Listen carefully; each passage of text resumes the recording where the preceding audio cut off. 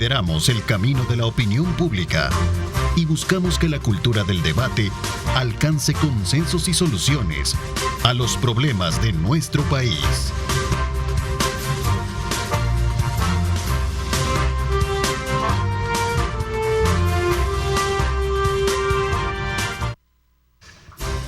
¿Qué tal? Buenos días, El Salvador. Llegamos al viernes. Qué bueno, gracias por estar con nosotros. Agradecemos a Dios Todopoderoso por darnos ese privilegio de poder ingresar hasta la intimidad de sus hogares. Gracias por estar con nosotros a esta hora de la mañana.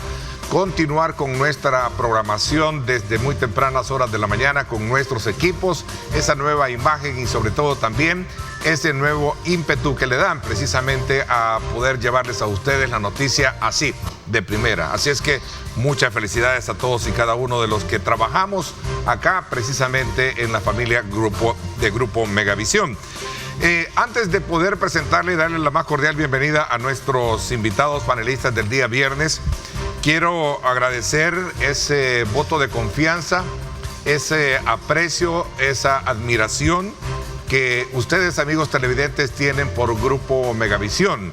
Recientemente, una encuesta de la Universidad Francisco Gavidia destaca entre los medios de televisión con más alto nivel de confianza el porcentaje de aprecio que le tienen a Canal 21 y Grupo Megavisión, que ahí pueden ver ustedes en esta tabla, ¿verdad? Cómo está en esta gráfica, cómo está precisamente tabulado ese porcentaje de confianza para nosotros, ¿verdad? Sumado ese casi 30% de Canal 21 y ese 23%, estamos haciendo un total de Megavisión, estamos haciendo pues prácticamente 55, ¿verdad? Casi 55% el nivel de confianza que nos están dando. Muchísimas gracias a la población, gracias a nuestros anunciantes, gracias al esfuerzo de todos y cada uno de los que hacemos posible el trabajo en Grupo Megavisión, Canal 21 y sobre todo también a nuestros panelistas.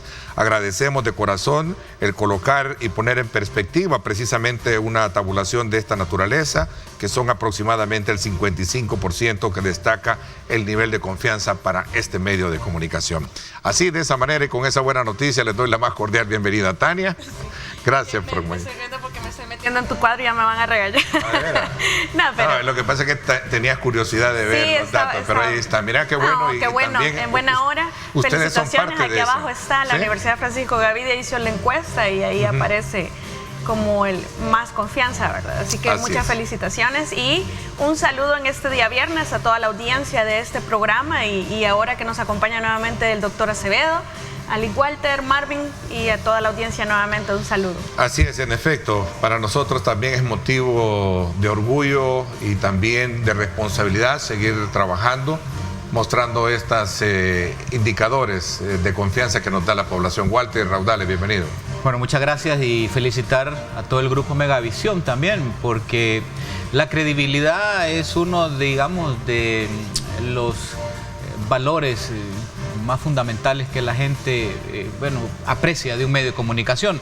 Y bueno, felicitarte a ti también, Ernesto, por tu trabajo, tu permanencia también a lo largo del tiempo. Estás cosechando aquí parte de eso. Estamos cosechando toda la familia de Megavisión. Sí. Marvin. Bueno, fíjate que yo vi la encuesta y cuando obviamente vi los resultados de los medios de comunicación, quiero agradecer a la familia Safi, a la familia Megavisión, a ti, a Julio, al grupo editorial, al comité editorial, que nos permiten estar en esta plataforma porque entiendo que han aceptado una voz que no era muy común dentro de los análisis de opinión y la responsabilidad que eso implica. Así es que entiendo que llegamos a muchas personas y la responsabilidad de tratar de ser coherente, objetivo, lo más apegado a la verdad, que solo se hace mediante el debate, ¿verdad? La verdad no podemos llegar a ella, pero no puede haber una sola, tiene que haber dos versiones, ¿verdad? Así es, en efecto. Muchísimas gracias a ustedes y también a nombre de todo el comité editorial, de los que estamos al frente de este esfuerzo, Julio Uribe, nuestro compañero jefe director de prensa, y todo el séquito también, Alexis también está también, por si se me olvida más, está nuestro productor Boris Rosales también, y nuestros, también el equipo de transmisión, ¿verdad? El equipo de transmisión, el equipo de máster, también un saludo muy especial. El fotógrafo que hace buenas fotos. Sí, claro, todos ellos. Carlitos, también Acevedo, gracias, bienvenido. Compartimos contigo, perdona que estamos de alguna manera destacando, ¿verdad? Este aprecio y este resultado del trabajo que hacemos acá en Megavisión, que la población nos pondera. Bienvenido. Muchas gracias, Neto. Me sumo a las felicitaciones por el buen trabajo que ha desarrollado Megavisión y específicamente por tu contribución y conducción de este programa, que ya se refleja en ese buen posicionamiento y credibilidad del grupo y del programa ante la población. Muchísimas gracias. Así es, vamos inmediatamente, como siempre, a colocar sobre la mesa temas importantes de país. Esta decisión de la Asamblea Legislativa de aprobarse la reducción de 84 a 60 diputados ha traído consigo una serie de reacciones que yo creo que ya las hemos discutido por haber más, ¿no? Sino más bien por colocar en un elemento también que dentro de este estaba contemplado lo que era la aprobación de la reducción del número de municipios, pero esto quedó postergado para la próxima semana. ¿Qué habrá pasado? Esa es la pregunta y lo novedoso para debatir esta mañana. ¿Se estarán midiendo algunos alcances o los impactos que esto también podría representar en toda esta situación? Tienen la palabra ahí de manera muy, digamos, puntual para que no la monopolicen y de alguna manera puedan participar todos. Comienzo contigo, Marvin. Bueno, yo creo que lo que se está midiendo es que si bien dentro de la población reducir los diputados es algo que hay un consenso bastante generalizado de que pues da lo mismo que 84 que hayan 60 y algunos quizás hasta quisiéramos que hubieran solo 14, ¿verdad? Uno por departamento. Creo que hay un consenso en eso, ¿no? De reducirlos. Ahora bien, podríamos entrar al detalle del cambio de fórmula, ¿verdad? Que eso implica y tiene otras implicaciones. Pero en el caso de las alcaldías, debemos de entender que la base primigenia de un municipio es la comunidad. Entonces, cuando estás hablando de rebajar o desaparecer, como quieran llamarle, de municipio a distrito, una comunidad, estás afectando directamente a la gente, porque es allí en el municipio donde el poder local está más próximo a la gente cuando necesitan algo. O sea, al concejal, al alcalde, lo ubicas rápidamente y te apersonás para decirle, mire, pasa esto en la comunidad o necesito esto. Yo creería que afecta más directamente a la población el llevar su municipio a distrito que el desaparecer los diputados. Y por eso lo decíamos aquí hace una semana, con esto termino, es necesario consultarle a la gente. ¿Qué dice la gente de esto? Ok, veamos, Tani. Bueno, yo creo que en el tema de los diputados, regresar a 60 diputados que teníamos antes, que en realidad cuando se subió no hubo fundamento técnico, sino que ya sabemos cuál era la razón y la fundamentación o la motivación que hubo en ese momento. Pero a mí me nace la pregunta más bien que si ahora van a hacer, ya que aprueben también la reforma de los municipios, tan pocos y menos diputados, y también he escuchado manifestaciones de algún magistrado del Tribunal Supremo Electoral que eso va a facilitar el conteo de los votos, pues a lo mejor y también nos cambian y van a hacer unas solas elecciones, que pienso que quizás sería más favorable para no hacer ir a la gente dos veces, ya que todo se va a disminuir, el conteo, la forma de conteo va a ser más fácil, van a haber menos opciones. Es decir, bueno, depende cómo quede también la reforma, pero a mí me parece que sería de comenzar a valorar la posibilidad de que se haga todo en una sola elección, incluso reduce todavía más los costos. Pero en términos generales, una cosa, porque lo vamos a debatir, es la reducción en sí de la cantidad de diputados, y otro tema es el sistema que hemos adoptado actualmente, que es sobre lo que vamos a debatir. Creo que en esencia ya he escuchado varias opiniones. Me decanto por la conclusión a la que creo que todos hemos llegado, que la reducción en alguna medida afecta definitivamente el pluralismo político en cantidad, pero no lo hace desaparecer, al ser también un sistema de representación proporcional válido que se ocupa casi toda Sudamérica, se ocupa también, me parece que Guatemala, en Europa se ocupa muchísimo, es decir, todos estos países no son menos democráticos ni están intentando anular la existencia de las minorías por utilizar este sistema, pero es algo de lo que vamos a debatir. Ok, interesante. Carlitos, hay un elemento que me gustaría desde tu perspectiva conocerlo, sobre todo porque muchos se preguntan, bueno, el tema de los diputados se aprobó inmediatamente, ¿verdad? Sin embargo, de los municipios entró a comisión, ha entrado como a un análisis. Por cierto, el ministro de Hacienda desglosó en su momento en la Comisión Política de la Asamblea Legislativa un ahorro de 250 millones con el tema relacionado con la reducción de los municipios y también el tema relacionado con los diputados. ¿Cuál es tu, digamos, lectura en términos así métricos en este tema? Bueno, a mí ambas medidas me parece que se pueden justificar en aras de costo-eficiencia, aunque probablemente hay otras intencionalidades electorales, pero en términos de costo-eficiencia yo lo veo claro. Por otro lado, me parece que quizá es más comprensible que primero sea aprobado lo de los diputados porque es más fácil, ¿verdad? O sea, es cuestión de regresar, como dice Tanya, a lo que ya había. Entonces, bueno, con 60 o con menos, creo que no se ve menoscabada la democracia. Como Tania decía, la mayoría de países en América Latina quizá utilizan esta fórmula de Hunt, que entiendo que es la que se piensa aplicar, y no por eso nadie está alegando que se esté vulnerando la democracia. Ahora, en el caso de los consejos municipales o las municipalidades, ahí, bueno, de nuevo El Salvador tiene, bueno, ha tenido, porque todavía no se ha aprobado, demasiados municipios para el país. Ya se ha dicho esto. Por ejemplo, si vemos en Centroamérica, Guatemala tiene 350, me parece, municipios, pero tiene 5 veces más territorio y el triple de población. Honduras tiene 298 municipios, me parece, pero también es como 7 veces en territorio, y además en Honduras esos 298 municipios entiendo que están agrupados en 52 mancomunidades, que va más o menos por el número 44.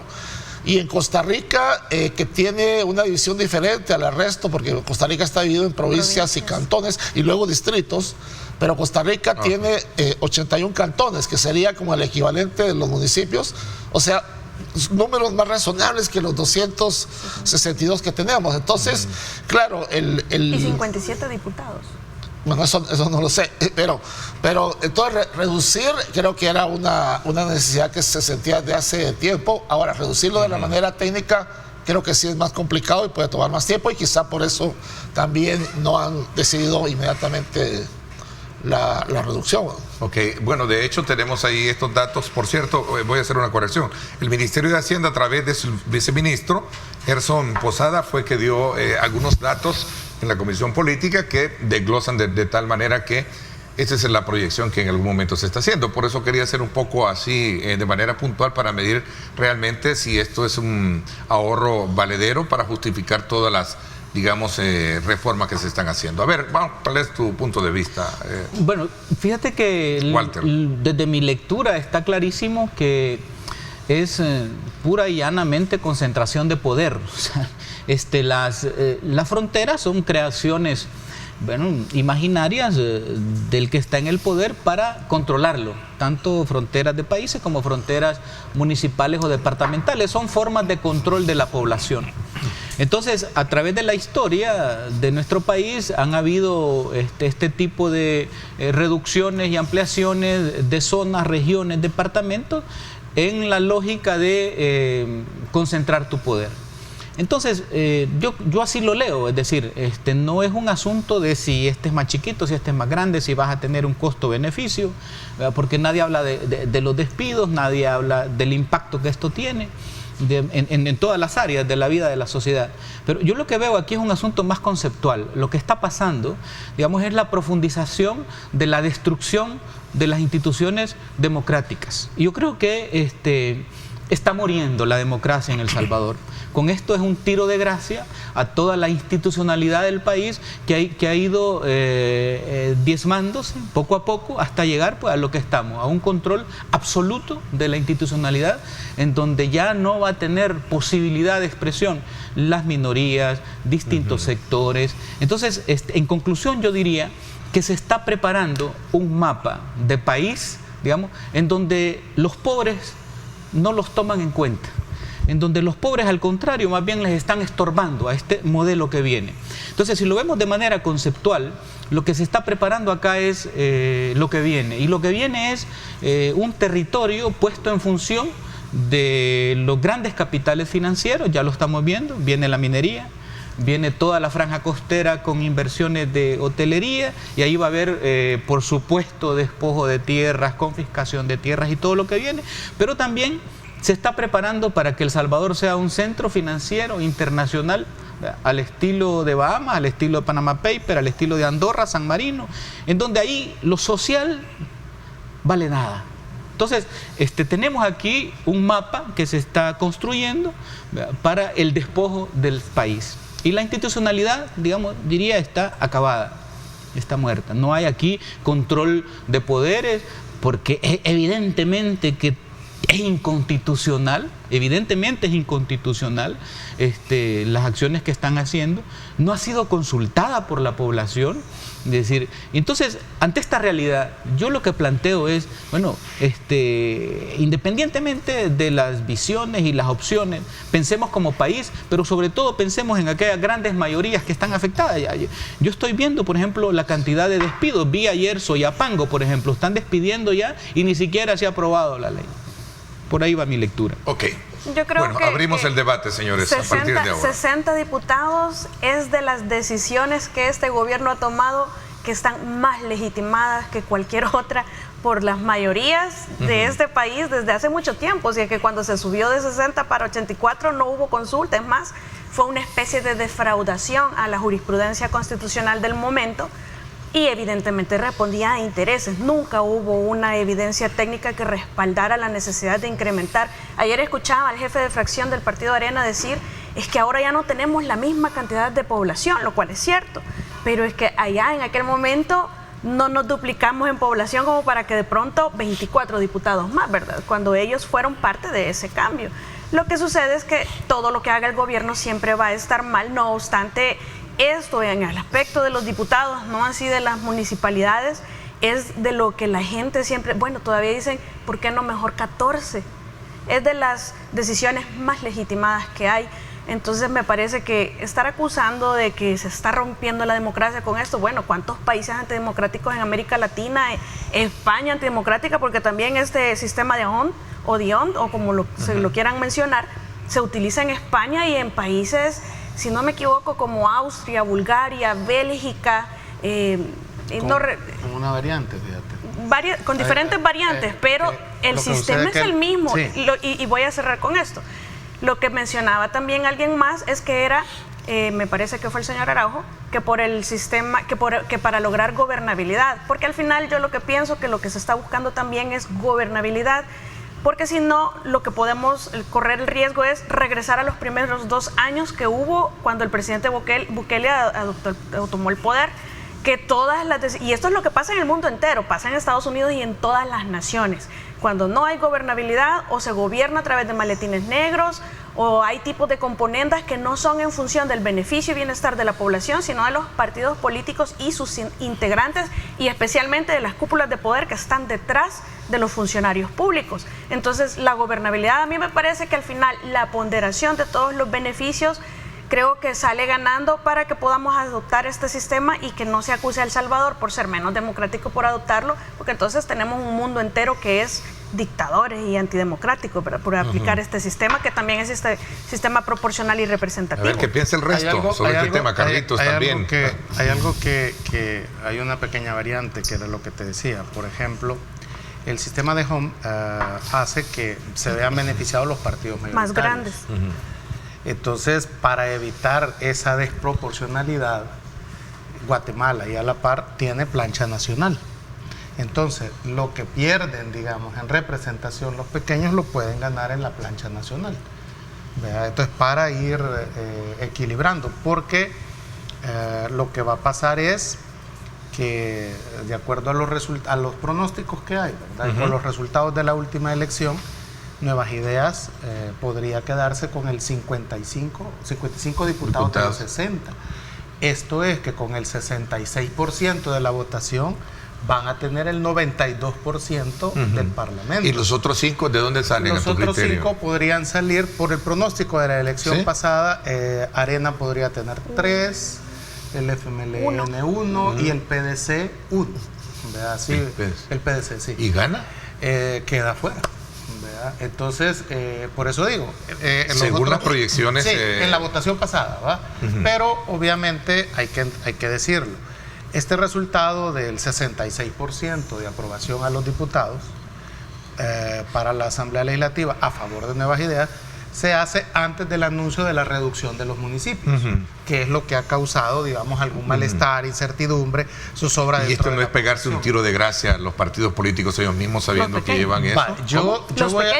Especialmente los pequeños, perdona un poco el término, sí, ¿no? te voy a explicar algo. Así, a ver qué piensan el resto también, me gustaría que opinen, estamos abiertos. En el debate interno, por ejemplo, en el PCN, es que oponerse a reducir los diputados era algo complicado, porque es algo que ya... que la gente lo quería. Sí, claro, entonces, y en el pasado ya funcionaba así, ¿no? Yo entiendo, en el 91 creo que entiendo que los diputados del PCN hayan votado a favor de esta reforma, porque es algo que la gente quiere. Entonces, ir contra lo que la gente quiere no es precisamente el papel de un político. Ahora bien, lo que sí implica esto es que hay que trabajar más, presentar buenos candidatos y tener claro que esto ha sido antes del anuncio de la reducción de municipios, esas proyecciones que hay. Entonces, yo en lo personal no estoy de acuerdo en que no se le consulte a la gente la reducción de municipios. He visto caras tristes en algunos diputados de partidos pequeños porque como que pareciera ser de que ya no ven esperanzas en poder quedar para la próxima legislatura. Yo en este caso, siendo estoico, lo que nunca he tenido, pues no me hace falta. Deberían de estar más preocupados los que sí quedan fuera, que ya eran diputados en San Miguel, con esta nueva, digamos... Carlos Acevedo, a ver, ¿qué piensa en este análisis político, amigo? Bueno, yo creo que los intereses de las mayorías o de los pobres no se van a ver menos representados porque ahora hay 60 diputados frente a los 84 anteriores. Creo que si bien es cierto que en una democracia hay que cautelar la expresión de las minorías, también las minorías deben de tener cierta representatividad social mínima para que tengan representatividad política, porque si no, aquí armamos una asamblea de 1000 diputados. Por otro lado, los partidos pequeños que puedan desaparecer, si vemos la trayectoria histórica, no han sido expresión de los intereses de los pobres más de lo que lo puede hacer incluso Nuevas Ideas, ¿verdad? Y yo no veo, por ejemplo, que el tema social se vaya a ver necesariamente, digamos, mancillado. Este gobierno ha realizado la mayor inversión social en la historia del país, en términos de magnitudes absolutas, por supuesto, en millones de dólares, y como porcentaje del PIB. Ningún otro gobierno, ni los gobiernos de Arena, ni los dos gobiernos de izquierda que decían que su vocación social, no sé qué, han invertido lo que este gobierno ha invertido para educación y salud. No, ahí te voy a corregir, Carlos. Y no tuvieron pandemia ni cierre.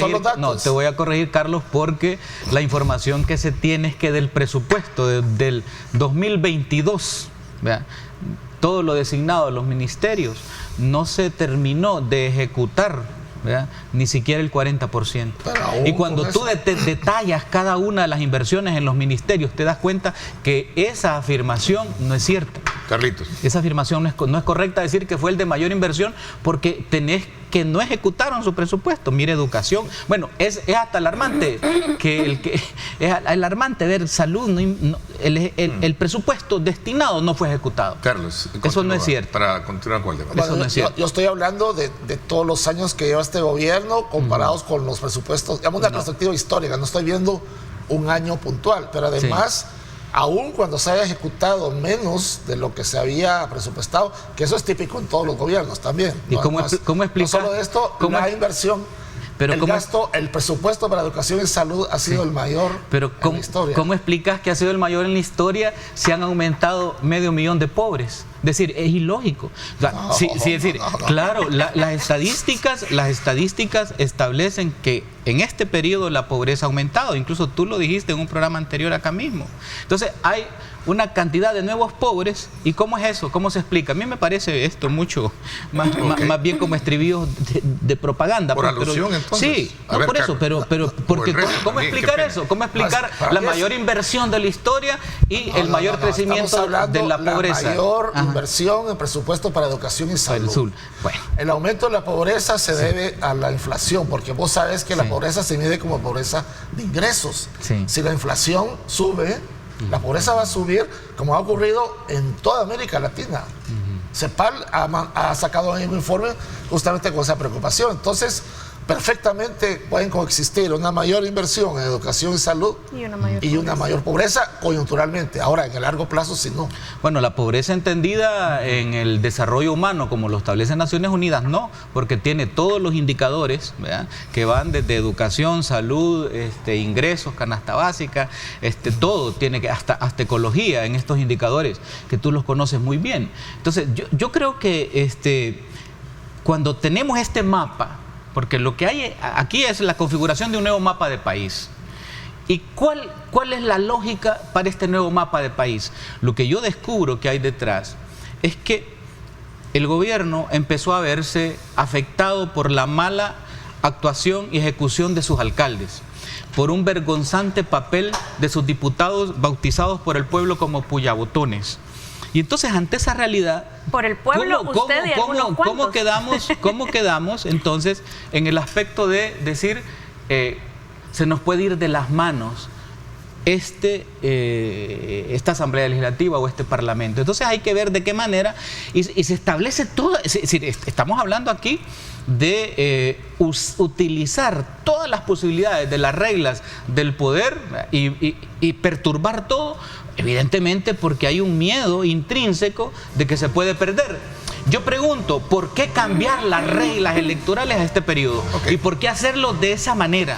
¿Qué leen Marvin y Tania con relación a ese debate? Vamos a regresar y desde luego vamos a conocer la opinión de ustedes con relación a esos elementos que surgen precisamente de estas reacciones o este debate que ha traído consigo la reducción del número de diputados y ahora en consonancia también que se proyecta para esta otra semana ya la reducción de los municipios. Vamos a la pausa, gracias por estar con nosotros.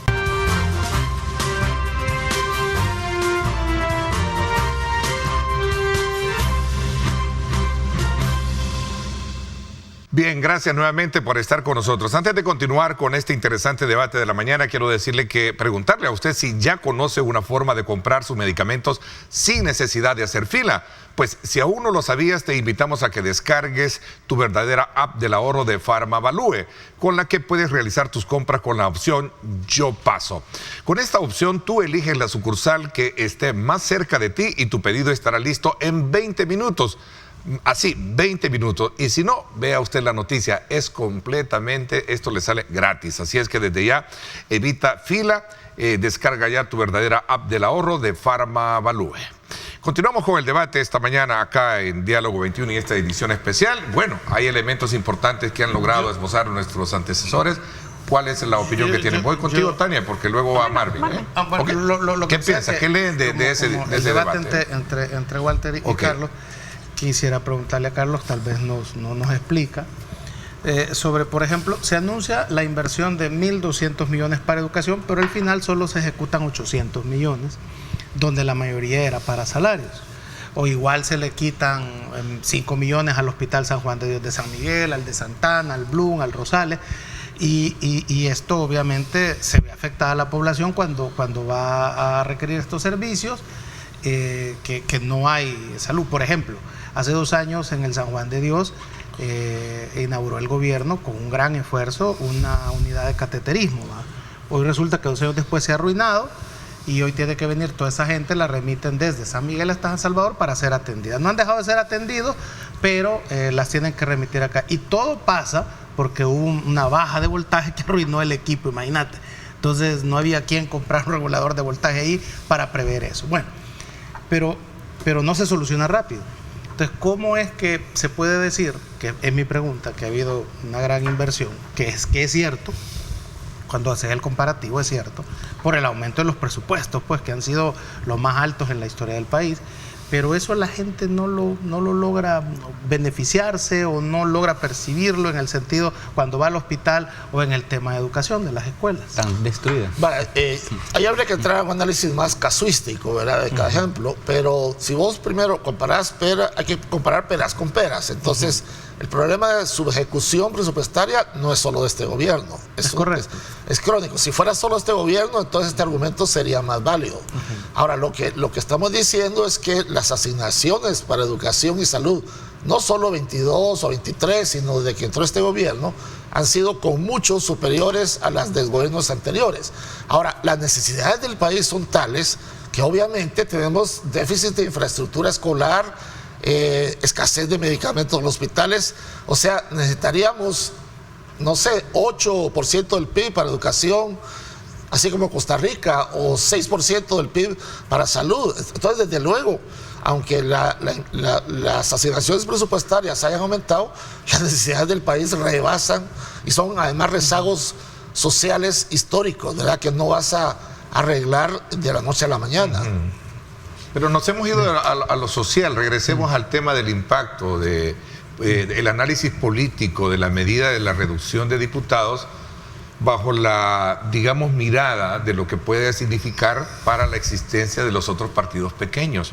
Los residuos desaparecen, Tania. ¿Qué piensas? Sí, sumado a la lectura del debate que teníamos. Dos cosas. Primero, creo que va a haber una obligación de hacer un censo. No sé si todavía les dará tiempo, pero creo que antes había que hacer el censo, sin embargo, pues ya...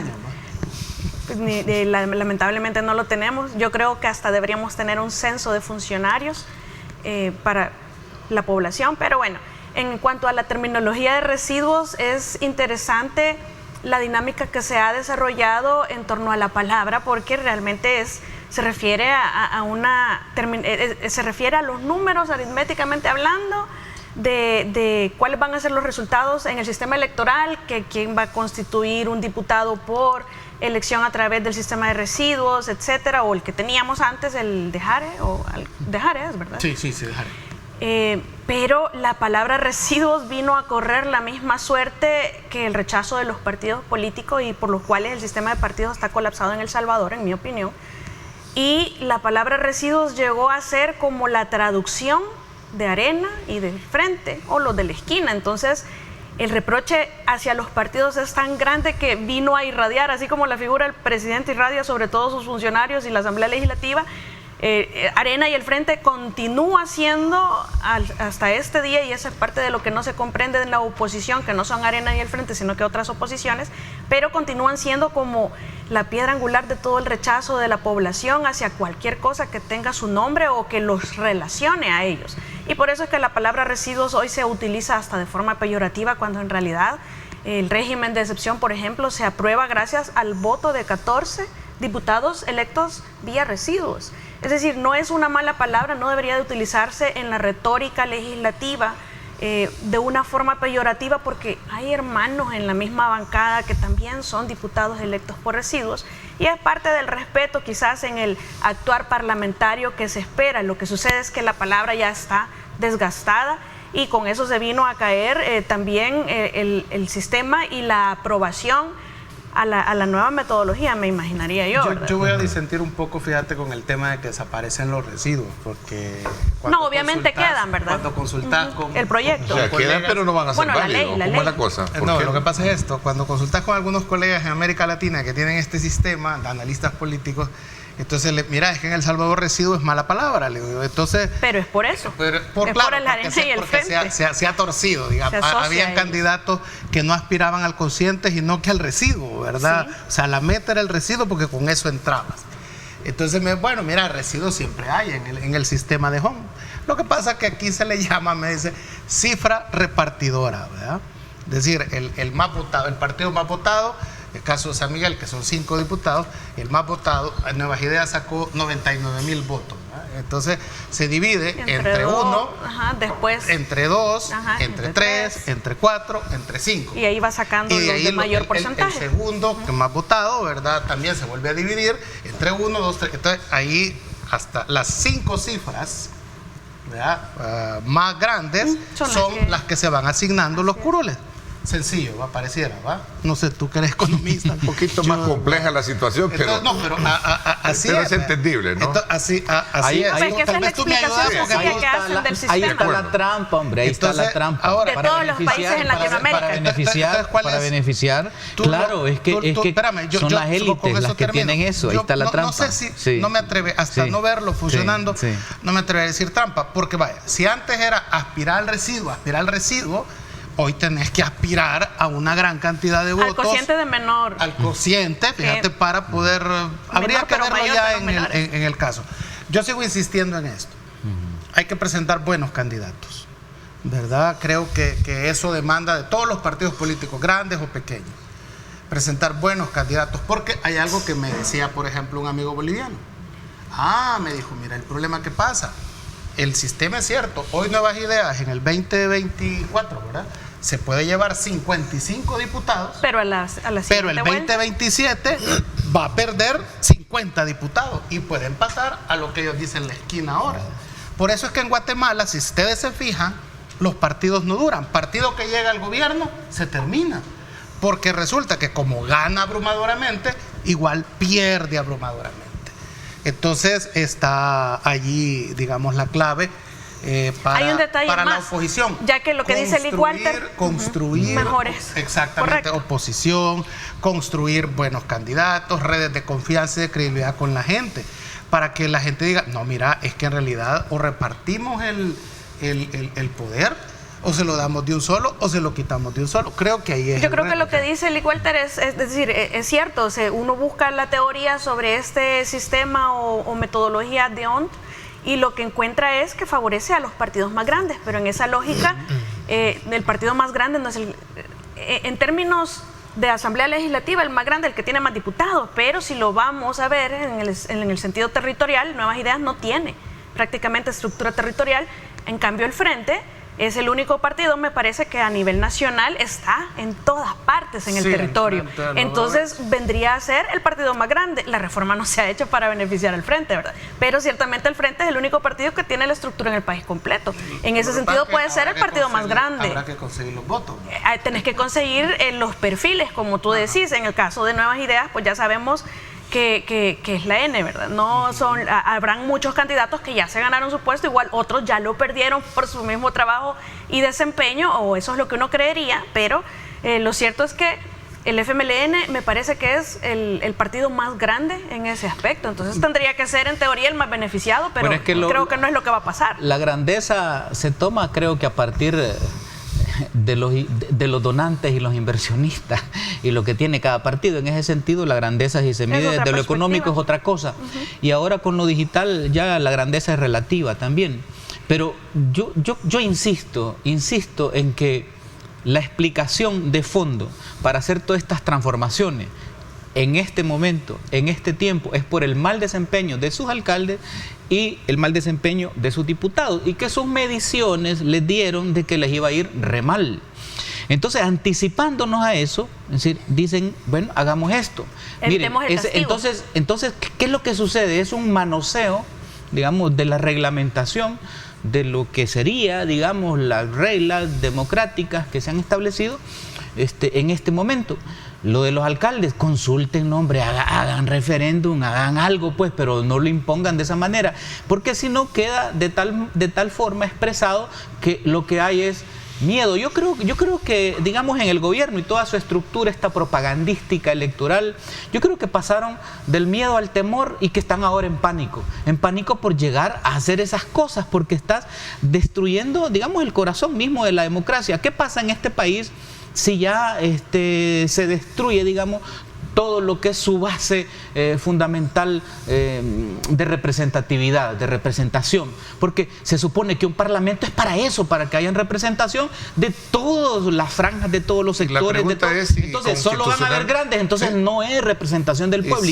Y la pregunta es si constitucionalmente se rompe un poco el esquema de democracia o de pluralismo que hay en el país. Sí, y solo termino con esto. Mira, recientemente presentamos el libro del coronel Majano, que fue el golpe del 79, aquí Marvin lo mencionó en el programa anterior. Él dice, una oportunidad perdida cuando ese golpe, para tratar de evitar que se viniera todo aquello. ¿Por qué se vino todo ese conflicto armado? Se vino porque torpedearon, dinamitaron los procesos electorales. En el 72 perdió la credibilidad la parte de la electoral y en el 77 terminaron de acabársela con un enorme fraude que entonces...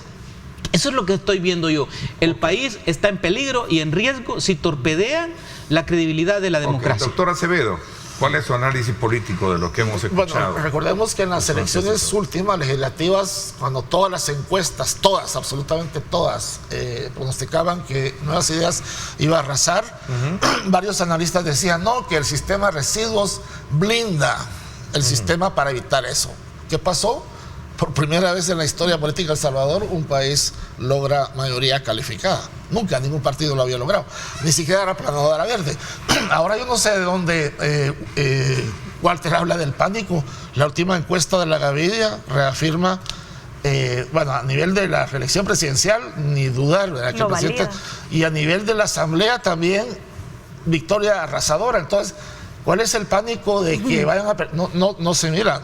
No creo que los sondeos internos de Nuevas Ideas revelen una realidad diferente de la que ha revelado la Gavidia o Fundaungo, ¿verdad? Entonces, lo que pasa es que la oposición no abre los ojos. Yo recuerdo otra vez con las elecciones de las últimas, Shafiq Handal Jr. decía, estamos seguros que vamos a ganar por lo menos entre 15 y 20 diputados.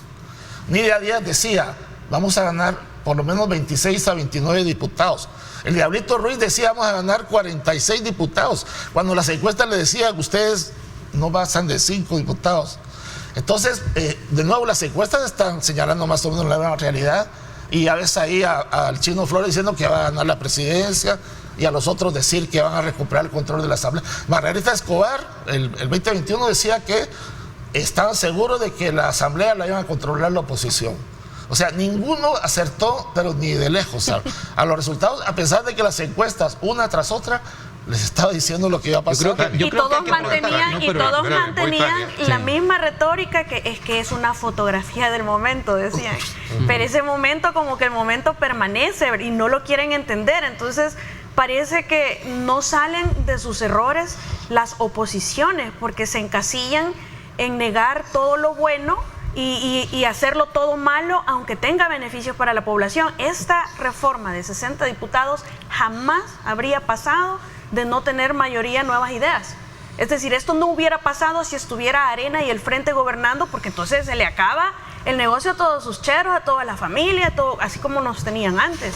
Entonces, salir de ese pensamiento, nada sirve, todo es malo, todo es ruptura de democracia. Antes del corte, esa es la razón por la cual no logran progresar como oposición. Esas no son fotografías del momento, son la realidad actual, que deben aceptar y establecer un plan de trabajo en función de eso. No engañarse, porque entonces se van a seguir atomizando más como ya están.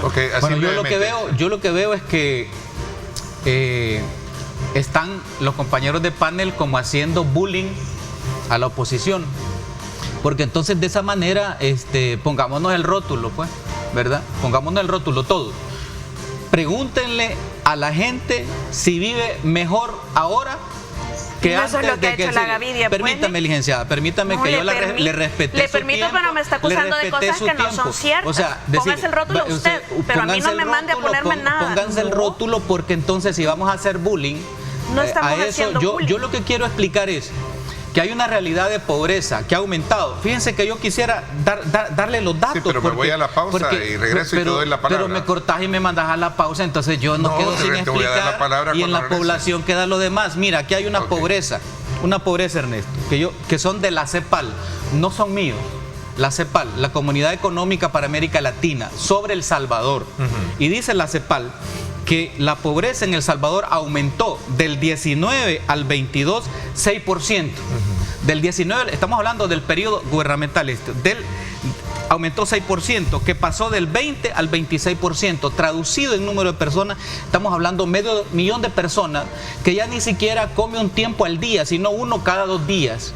Esa realidad, el costo de la vida, esa realidad social de pobreza, por favor, o sea, ¿cómo la explicas? Culpa de Bukele.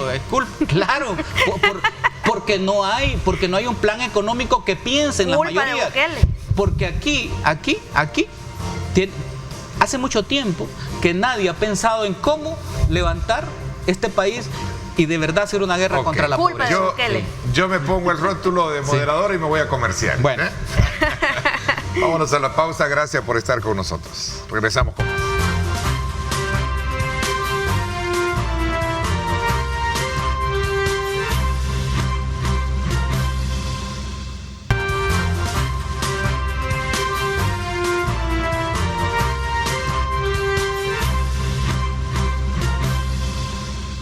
Bueno, gracias nuevamente por estar con nosotros a esta hora de la mañana en este día viernes, sin duda alguna. Bueno, me pongo el rótulo entonces, le doy la palabra a quién le había quedado de la... A Marvin. A Marvin.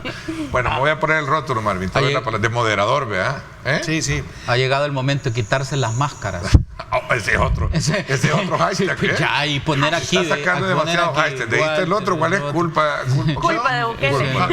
Bueno, vamos a ver. Pasan la mosca ahorita, culpa de Bukele. Digamos que es cierto, la encuesta y la fórmula de Home pues establece un resultado que puede darse.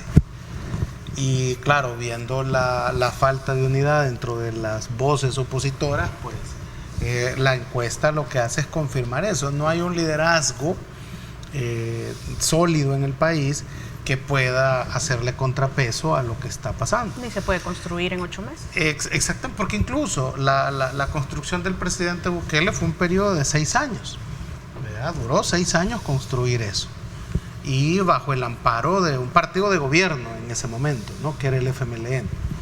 Entonces, la oposición debe también de entender esto que yo he llamado, y vuelvo a repetir, el espíritu de los tiempos. ¿Qué es lo que pasa? O sea, no es que la gente quiera darle un endose o un cheque en blanco a Nuevas Ideas, sino que es que no hay por ahora otra opción, que hay que construirla o hay que dársela. Y eso pasa por hacer el trabajo en los departamentos. Ahora bien, el tema de los consejos municipales, había un rumor que yo traté de ver si era cierto, que dice que se iba a desaparecer, o no sé si tú lo dijiste en tu programa de radio, los consejos plurales. Eso hasta ahora... Pero el mismo ayer en Pulso Ciudadano se explicó que no. Es una buena pregunta. Exacto. ¿Desaparecen o no desaparecen? No, es que bueno, vamos a ver. Según el proyecto, no. No, pero en la tasa de reducción de costos ahí aparece... En el anteproyecto, no. En el anteproyecto no. Sigue, me dice. Se habla de la pluralidad. Exactamente. En el consejo de los municipios que quedan. Ahora, pero habrá que ver cómo queda finalmente la ley, ¿verdad? Es decir, si ahí una vez aprobada la ley se decide que no entran los consejos plurales, pero en este caso yo haría un llamamiento a que se respete que los consejos plurales sigan, porque esto ha permitido que diferente gente se anime a participar en las elecciones municipales. Eso porque si alguien no gana, pues queda en el consejo. Y a ver si no cambian el sistema ahí también. Y quedan representados. Es que el sistema se aplica a todos. El sistema es el sistema electoral en el país, por lo tanto se aplica a toda elección que se haga. Bueno. En ese sentido, creería yo que es bueno mantenerlo. Por ejemplo, gracias a que hay consejos plurales, hemos sabido que en Chinameca ha habido por parte del Consejo Municipal una asignación, casi como un préstamo que hacen, como de $6 millones, que lo meten a una cuenta de una cooperativa que la Fiscalía ha intervenido por lavar dinero. Entonces, y han perdido el dinero, porque como era estafa, ¿no? Entonces han perdido. ¿Y eso cómo lo sabemos? Porque hay 3 regidores que votaron en contra de esa decisión mayoritaria en el Consejo Municipal de Chinameca. Entonces, y hay una indignación en los chinamequenses, ahí en el pueblo, por esa decisión. Eso solo puede ser posible si hay un consejo plural, porque si no hay consejos plurales, nunca hubiéramos sabido esto. Guardan la información 7 años y no se sabe eso. Y la alcaldía de Chinameca, que ya tiene problemas de fondo, porque las alcaldías no son precisamente, no están en su época dorada, van y en un acto de usura, fíjate, porque la meten ahí para ganar intereses, porque iban a ganar más, de avaricia, van y lo terminan perdiendo, afectando directamente a la gente de Chinameca. Entonces, por ahora no está en el proceso, en el anteproyecto de ley, ni se está discutiendo eliminar los consejos plurales. Entonces, yo diría que sería bueno que se quede así, porque esa es una garantía para los habitantes del poder local de tener representantes en los futuros 44 consejos municipales. No sé si cerramos ya este tema y quisiera pasar a hablar un poco sobre estas divergencias que se están dando alrededor del tema de las candidaturas presidenciales y especialmente esta que surge del proyecto Sumar y otras, ¿no? ¿Me piden pausa? Bueno, para regresar con ese tema, ¿qué les parece? Bien. Porque es bien interesante lo que está sucediendo. Usted es el que tiene el rótulo de moderador. Yo ya me puse el rótulo de moderador, ¿eh? Ya la pausa, gracias. Regresamos 7:30.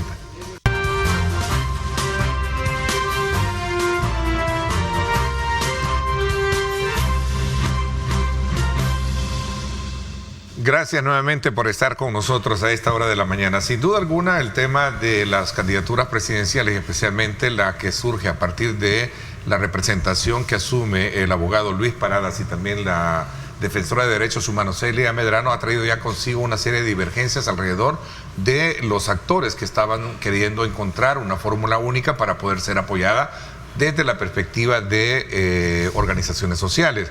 El tema de haberse sumado ellos o adherirse a un partido político como Nuestro Tiempo en algún momento ha traído consigo grandes reacciones, que yo creo que ya ustedes las conocen.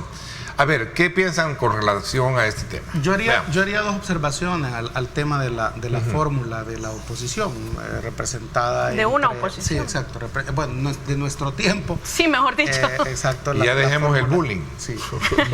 Es que le veo dos primeros, digamos, observaciones. Primero, que no resultó de un consenso, ¿verdad?, de todos los grupos que querían, sí, una fórmula de consenso, pero que no se logró porque al parecer ya llevaban la fórmula y querían que todos se sumaran a esta fórmula. Y eso querían obligar.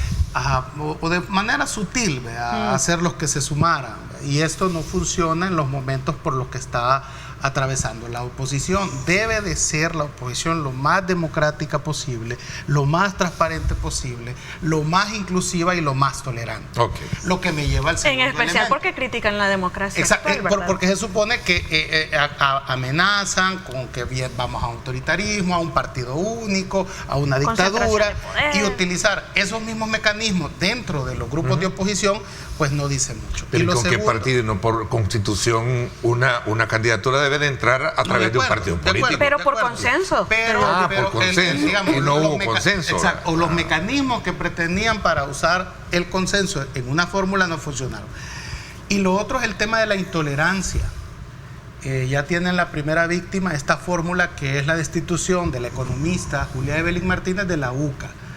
Y todo porque ella hizo público o reafirmó que sí habían habido negociaciones en la UCA y que sí se habían reunido los que estaban negando que se habían reunido para poder establecer esta llamada fórmula de consenso. Eso es una presión que la universidad le ha pedido que deje la cátedra de economía. Entonces, a mí no me parece que la UCA, una institución a la que yo respeto mucho, vaya en contra de su misma tradición. Si es que todos sabemos al estudiar la historia que el padre Yacuría estuvo cerca del coronel Molina en aquel esfuerzo del coronel Molina cuando creó el ISTA, cuando quiso hacer un primer esfuerzo de reforma agraria. Sabemos que de la UCA salió un miembro de la Junta Revolucionaria de Gobierno, el rector Román Mayorga Quirós, a ocupar un puesto político, jefe del Estado, de un golpe de Estado. Y su rol crítico hoy en día es fuerte de la UCA también. O sea, el padre Yacuría murió precisamente por atreverse, por tener el valor de opinar, y en vez de quedarse allá en España, regresa a El Salvador solo para ser Bueno, pero asesinado. ¿qué habrá pasado con Julia Evelyn entonces? Para mí, la UCA ¿Sí? ha jugado siempre un rol histórico en este país, del cual no debe de sentirse avergonzado, y mucho menos perseguir a profesores, académicos de la misma universidad, incluso llevándolos al despido solo porque hacen público algo que es cierto. Okay. Eso es intolerancia. Veamos qué piensa el resto, ¿eh?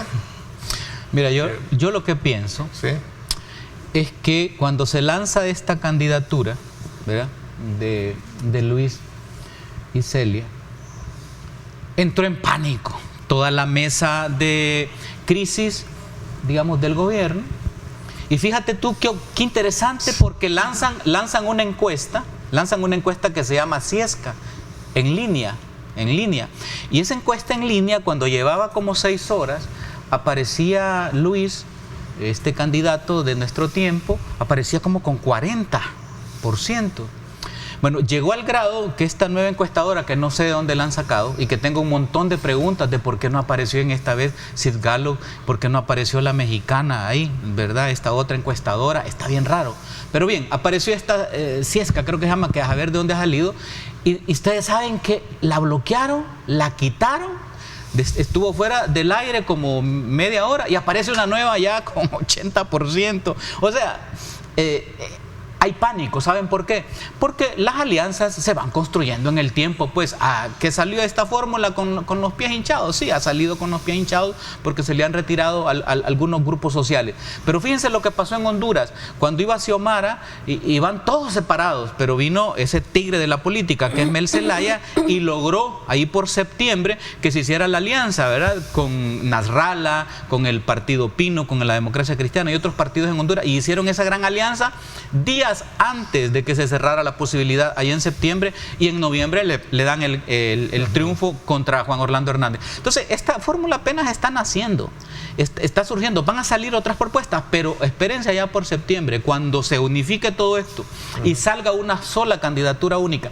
Claro, los que saben de política y están ahí en esa mesa de crisis saben que si la has lanzado, salís con los pies hinchados y te saquen una encuesta de tu misma encuestadora, 40%, aquí pan del cúnico. Véanlo políticamente. Tú que estás cerca de organizaciones sociales, ¿ves que va a surgir otra entonces, aparte de la de Luis? Van a surgir, es probable. Ok, tiene la palabra Carlos. Pero antes, ¿qué opinión le merece la destitución de Julia Evelyn? ¿De Julia Evelyn? No, yo amo a la UCA y aprecio mucho a Julia Evelyn, y sobre ese tema no voy a opinar, ¿verdad? Sobre ese tema, porque pues sí. En Nicaragua no hay dictadura. Pongámosle rótulo, en Nicaragua no hay dictadura. Igual que el FMLN. Mi rótulo es de una persona correcta. Yo a la UCA no me la toquen, y a Julia Evelyn tampoco, porque es mi amiga y la aprecio. Okay, entonces, Carlitos, pero la podemos historizar a la UCA. Entonces yo por eso voy a poner mi rótulo, pongo mi rótulo de independiente aquí. ¿Ves? Es que soy independiente. Es que mi punto es, no vas pueden a negar ponerse el pajarito si quieren. Tú estás al tanto del papel del padre Yacuría con el coronel Molina, ¿va? Eso era, okay. Claro, parte de la historia. Pero a ver, dejemos a Carlos, lo de Román Mayorga Quiroz en la Junta de Gobierno, ¿verdad? Doctor Acevedo,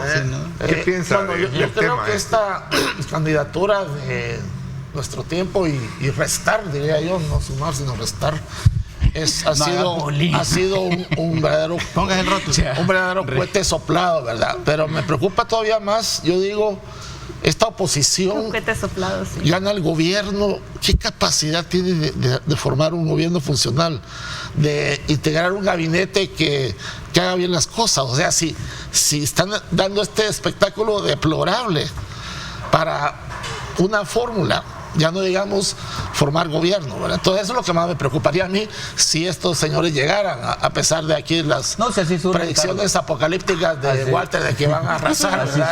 No he dicho que van a arrasar, he dicho que se van a unir al final del camino. Pero el gobierno está en pánico. Claro que está en pánico. El gran rival que les está... Sí, le han tirado toda la maquinaria digital y todo el ejército digital a Luis y a Sumar. Se la han tirado y han creado sobre lo de Yacuría. Bueno, es cierto, ¿verdad? Cuando Molina emprendió la iniciativa de la reforma agraria, la UCA aprobó, pero ¿cómo terminó eso? Cuando Molina se retachó, Yacuría escribió quizá el editorial más a sus órdenes en mi capital, y eso le costó a la UCA el subsidio del gobierno. Perdió el subsidio. Y es que esa es la valentía que yo admiro de la UCA. Pero la UCA nunca ha tenido, a pesar de que todos lo han criticado lo mismo, la UCA nunca ha tenido agenda política.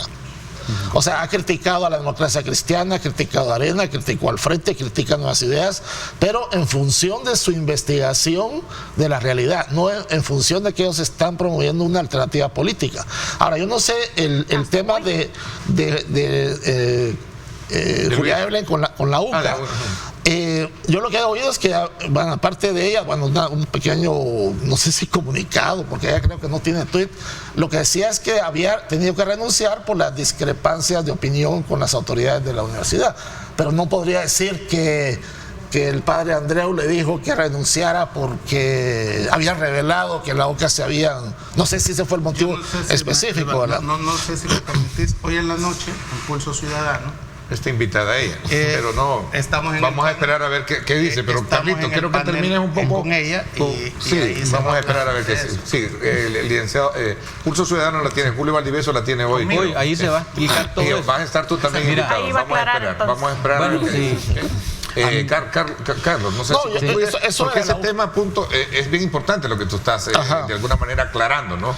Que más era por diferencias de opiniones que otra cosa por lo que habías escuchado. Por lo que he escuchado. No sé si ese fue exactamente el factor. El tema, digamos. O el argumento. Sí, el porque argumento se decía por la revelación del tema de que en la UCA se habían reunido algunos actores políticos. Lo otro es también, digamos, la postura de ella en opiniones que van más allá de, digamos, lo normal, de lo académico, ¿verdad? El uso de palabras que son digamos, conceptualmente aceptables por el diccionario, pero que en lo popular pues no deben de tergiversarse. Antisonantes. Gracias, te agradezco. Vamos a ver, Tania, a ver qué piensas. Yo creo que, ¿qué piensas de los tres? Hay un aspecto importante, ya que refiere Lee Walter sobre que la encuesta en línea de la Ciesca, que ya lleva varios años haciendo encuestas, pero lo importante es que yo recuerdo, incluso en este panel, creo que él mismo lo mencionó, si no, pues me disculpo porque me equivoco, pero mucho se mencionó de que en las encuestas, que eran fotografías del momento, los resultados eran porque, como eran en línea, cuando recibían las llamadas, estaba el soldado ahí cerca y entonces, ni modo, ¿verdad? Todo a favor del gobierno porque ahí estaba el soldado y me podía llevar por el régimen. Esa era la mentira con la que anduvieron varios en diferentes medios y diciendo de que los resultados de las encuestas eran por eso. No he escuchado ninguna de las ocasiones en las que el doctor Picardo ha explicado la metodología con la que se realizó esta encuesta, que fue visita de casa en casa, que haya visto que algún soldado estuviera intimidando a la persona encuestada o incluso al mismo encuestador. Entonces, para que nos demos cuenta cómo manejan el terror y las mentiras, y que ese precisamente es el error más grande de las diferentes oposiciones, querer engañar de esa manera en lugar de plantearse una estrategia para que la gente los comience a aceptar, si acaso todavía es posible eso, de nuevo.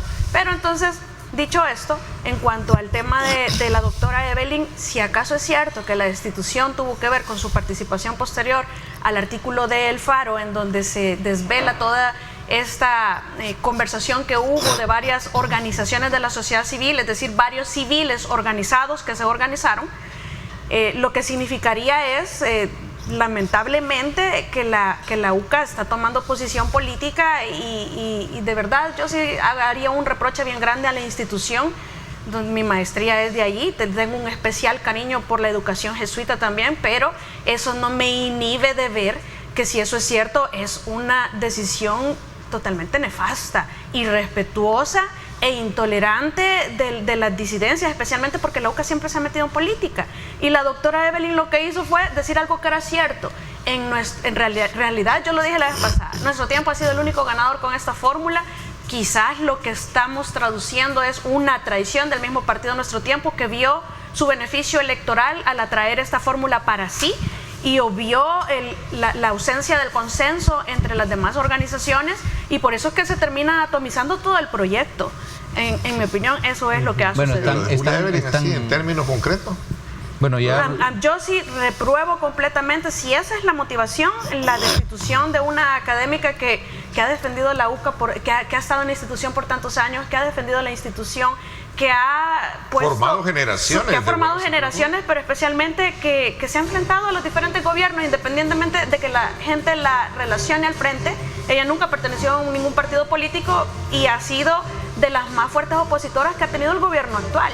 Entonces, por decir la verdad salir y despedirla, me parece que es un acto de intolerancia, que es precisamente de lo que se cuestiona al presidente actual, y lo que decía desde la oposición, y lo que decía Marvin, que al interior parece, como hoy ya está bien atomizado todo este proyecto, todo el mundo ha salido, o muchas personas han salido, yo no quiero generalizar, han salido a contar lo que ha sucedido desde adentro. Había una mesa coordinadora que no admitió personas que se incorporaran a la coordinación de todo el proyecto, sino que esa mesita estuvo concentrando todas las decisiones y no permitieron a nadie más de otras organizaciones. Entonces toman las decisiones un pequeño grupito, concentrando el poder, precisamente lo que están cuestionando, y lo que dice al final el doctor Fortín es cierto, ¿verdad? Antidemocrático allí, ¿qué es lo que van a ir a hacer en la presidencia si llegan? Sí, él dijo así de manera concreta, en vez de sumar, resto. Mira, yo perdón, quisiera yo pues expresar la esperanza y la fe que los diferentes grupos, ¿verdad?, que tienen algún tipo de descontento, ¿verdad?, con esta gestión de gobernanza, logren unirse al final de este camino, ¿verdad?, y antes de que se venzan los tiempos electorales logren con madurez política, ¿verdad?, hacer una propuesta en conjunto, una propuesta unitaria. Ese sería como mi llamado, digamos, en el sentido de que otras experiencias han demostrado que sí es posible. Ok. Vamos a ver, te doy la palabra cuando regresemos, ¿sí? No, pero es breve. Hoy en la noche espero preguntarle sobre esto que hemos debatido a Julia Evelyn. No se pierda Pulso Ciudadano hoy a las 8 de la noche, ¿verdad? Pulso Ciudadano por Canal 21 estará Julia Evelyn, y Canal 19 estará también Marvin, ¿verdad? Van a hacer un análisis también de ese tema y sin duda alguna será punto de honor en Ernesto, yo ya me puse mi rótulo, soy independiente. Ya te el independiente, sí, soy independiente aquí. Bueno, ya lo voy a someter a evaluación a ver si realmente soy independiente. Aquí está. Pausa y regresamos con más. Independiente, pónganse aquí. Sí, eso lo dice el padre.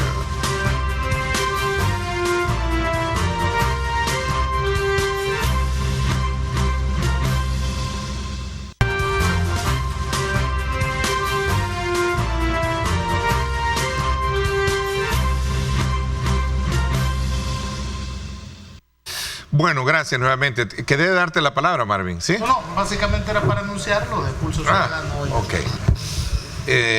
Bueno, lo cierto es que bajo esa misma mirada de expectativa, lo que habría que esperar es el resultado que haya de ese consenso que puedan tener para poder ser competitivos en la próxima, ¿no? Yo creería que ese llamado que hace Walter, obviamente, es de madurez política. ¿Por qué? Y eso es algo que cuesta hallarlo en la gente. Tienes que apartar el ego. Exacto, que es un problema de ego, ¿verdad? Entonces, protagonismo, ego, porque es como complicado. Vaya, ¿qué demanda esta nueva fórmula de Home?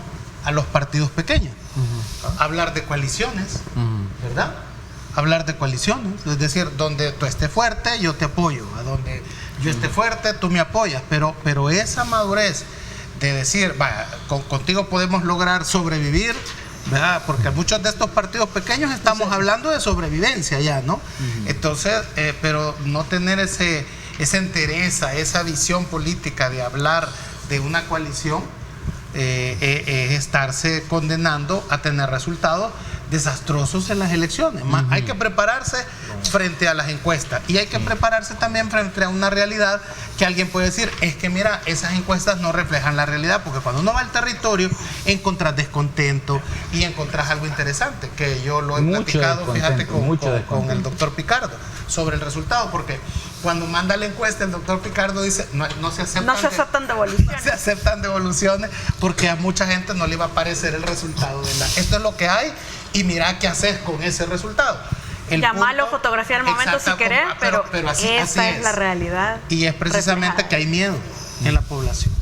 Eso se percibe en el miedo por el régimen. Miedo a que te lleven. Mira, pero resistencia, el retiro o la crítica o el retiro, que entendería así lo deja entrever el doctor Fortín Magaña, de Resistencia Ciudadana, que creo que es el movimiento, el bloque de ellos. Él es Libertad y junto con él está también. Sí, o Resistencia, sí, algo así. Lo que te quiero decir es que ese es un gran, digamos, impacto. Pero se puede construir la unidad. En Honduras así fue. Había la Central Hondureña de Trabajadores, se le retiró al principio y era un enorme pleito, y faltando 15 días.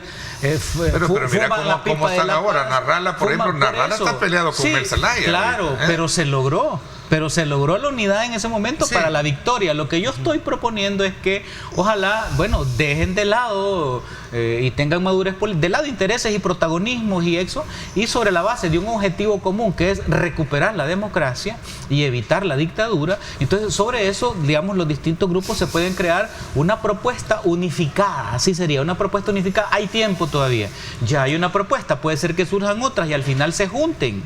Si sabes por qué Narrala se unió, porque salió en cuarto lugar en las encuestas y le dice Mel, mira, si te tiras, unámonos aquí. Claro. Entonces es probable que sobre esa realidad surja.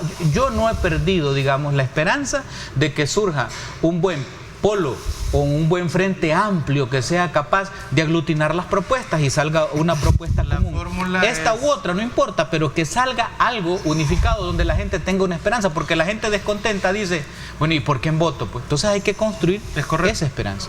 Y la fórmula es sencilla, Walter. Sí. Madurez política, tú lo decías en tu programa de radio hace meses. Sí. Otro, menos ego. Sí, correcto. Menos ego. Más tolerancia. No puede seguir pasando de que casos como el de la economista Evelyn Martínez. Más inclusión, ¿verdad? Sobre las diferencias de ideas que puedan haber. Hablemos de nuestro amigo también Manuel Flores. Él dice que sigue con, ¿cómo se llama? Con su candidatura. No, él dice, optimista no, me dijo, yo estoy firme, así nos dijo en radio. Miércoles, claro. Pero es que lo que sucede es esto. Pero es que su proyecto es real es 2029, según él, ¿verdad? Claro. Es decir, es que hay una cuestión que hay que entender. No hay más fórmulas inscritas en el FMLN para la presidencia. Entonces, eso va a ser planilla única, ¿no? Entonces, es prácticamente seguro que Manuel Flores va a ser el candidato a presidente. Carlitos también, tiene una palabra, pero eso no quiere decir que a la hora de un bloque o de una segunda ronda no puede haber otro, pero igual. No, se enganchen. O haya un bloque, ¿verdad? Tal vez en una segunda. Ahora, si queremos agarrar como ejemplo el caso de Honduras, tenemos que ver el fenómeno completo, y es que no vas a comparar a Juan Orlando Hernández con Nayib Bukele, ¿verdad? O sea, Juan Orlando Hernández era repudiado, no tenía ni de cerca los niveles de popularidad que tiene el presidente Bukele. Entonces, armar una coalición frente a un presidente repudiado era bastante fácil. Armar una coalición exitosa frente a un presidente con la popularidad que tiene el presidente Bukele, con el éxito en el tema de seguridad, ¿verdad? ¿Cómo estaba la seguridad en tiempos de, y sigue, ¿verdad?, en Honduras, en tiempos de Juan Orlando? Todo el tema del narcotráfico, etcétera. O sea, el escenario es completamente diferente. Bueno, diferente, pero también a nivel social es un desastre esto. La salud, la educación, el aumento de los pobres, el desempleo. Aquí no hemos hablado, aquí hablamos de Julia Evelyn, pero no hablamos de los desempleados de Soyapango, porque no hemos hablado de tanta cantidad de despidos en las alcaldías y asumir ese dolor de esa gente despedida. Soyapango tiene conflictos laborales fuertes. No, despidos, y financieros. Despidos, la alcaldesa Montano dejó quebrada esa alcaldía, pues, o sea, ahí están viendo a ver que todas las alcaldías se ponen a contratar y a subir sus salarios. Pero te quiero hacer una pregunta. ¿Será eso que se refería el presidente del tema de la corrupción también? Pues sí, a eso y habló más. de alcaldes, ¿no? A eso y más, claro. Sí, el caso que yo te ponía de Chinameca. Pero es que ese fenómeno también se da en las autónomas, eso de las dietas y todo eso. Pertenecen a varias autónomas y se cobran dietas y hacen un hiper mega salario. Esa es corrupción institucionalizada. Yo te compro eso que has dicho sobre el ejemplo de Honduras, bien acertado lo de Carlos. No se puede comparar las figuras presidenciales, pero la pregunta me surge, te compro todo lo que has dicho, todo el desastre social. Pero ¿y qué pasa entonces que no se ha podido canalizar como mínimo a un equilibrio? Bueno, las encuestas no te están... Mira, ayer me preguntó... Donde la gente dijera, bueno, el Ejecutivo se lo vamos a dar a Bukele, pero la Asamblea Legislativa que se reparta, que haya como más, digamos, más voces disidentes y que haya un equilibrio, ¿no? Sin que sea este equilibrio algo que vaya en contra del presidente, sino que, pero ¿por qué no se ha logrado eso en las encuestas? Porque como ya va a terminar, te respondo igual. Me dice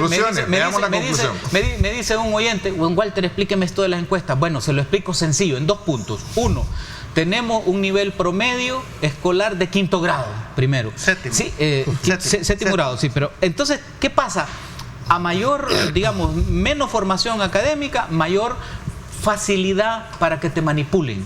Segundo, digamos, no en la primera cosa. Y la segunda cosa, tenemos aquí una nueva realidad de tecnología donde hay unos ejércitos digitales que son capaces de llegar en menos de 5 minutos con distintas ideas a eso. Entonces lo que tenemos que hacer una gran revolución en la educación y construir, digamos, ejércitos digitales alternativos, populares. Ok, gracias, Walter. Carlitos, conclusiones, 10 segundos. Bueno, para mí la conclusión de esto es que si usted en una democracia quiere llegar al poder, consígase el apoyo de la población a través del voto, ¿verdad? Hay que trabajar. Marvin. Sobre la base de la ética. Marvin. Es correcto, siempre. Estoy de acuerdo con Carlos. Creo que aquí el reto es más trabajo. Hay que irse a los territorios, hay que irse a las redes y hay que tener coherencia, contenido, discurso, para que la gente diga, hombre, si aquí en este departamento lo que tenemos es narcos, falsos profetas y diputados millonarios, entonces pongamos a otro que no sea eso y que nos represente. Sí, trabajar por eso. Tania, ¿no? ¿También? Bueno, sí, completamente de acuerdo, me sumo. Y te sumas al proyecto de la pero no me pongo el letrero de nadie. A sumar. Tampoco. Pero tampoco te pones el rótulo. No me pongo rótulo de ningún lado. Ese ha sido el bullying de este día. Hay que comprometernos. Sí. No, hay que mucho bullying hace. Comprometernos a hacer bullying, sí. Bueno, conscientes del aporte y de la responsabilidad que se tiene a la hora de emitir todos los comentarios, nuevamente quiero agradecerles a los 4 el que nos hayan acompañado esta mañana de día viernes en esta edición especial de Diálogo 21. Y por supuesto también nuevamente agradecer ese voto de confianza que nos da la población a través de esta reciente encuesta publicada por la Universidad Francisco Gavidia, que nos da casi el 53%, ¿verdad? En el número elevado, superando el nivel de confianza de otros medios colegas.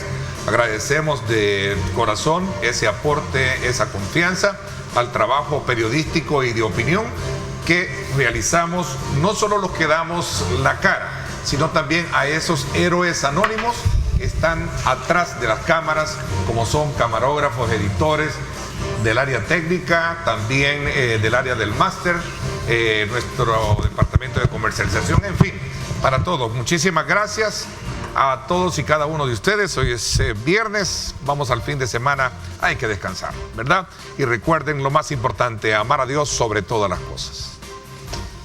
Gracias. Lideramos el camino de la opinión pública y buscamos que la cultura del debate alcance consensos y soluciones a los problemas de nuestro país.